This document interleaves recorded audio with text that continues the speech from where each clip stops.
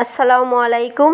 আমাদের এই কালাচান লেজের মধ্যে অনেক ব্যথা পাইছে। সেই ব্যথাটা মনে করেন যে দেখতে দিচ্ছে না। আমি অনেক চেষ্টা করছি দেখার জন্য, লেজটা একদম ধরতেও দিচ্ছে না। যখনই ওর লেজের মধ্যে আমি ধরতে যাই তখনই সে আমায় কামড়ে ধরে। দেখুন কীরকম করছে, তাও বাদরাম কি ছাড়ে না। আমি কয়েকবার চেষ্টা করছি ওর লেজটা দেখার জন্য, লেজটা ফুলে আছে, তখনই ও আমার হাতের মধ্যে কামড়ে ধরে, লেজটা দেখতে দেয় না। অনেক ফুলে গেছে, অনেক কাঁদছে, বারবার ম্যাও ম্যাও করতেছে, লেজটা ফুলে আছে। যে এখানে দেখুন লেজটা ফুলে আছে, কিন্তু যখনই আমি লেজ ধরতে যাই তখন এই যে বান্দরের মতন আমার হাতটা কামড়ে ধরে। ব্যথা পেলে কি হবে, কিন্তু এই বান্দরামি সারে নাই। এই যে বান্দরের মতন হাতের মধ্যে একটা কামড় দিয়ে লটকে ধরে।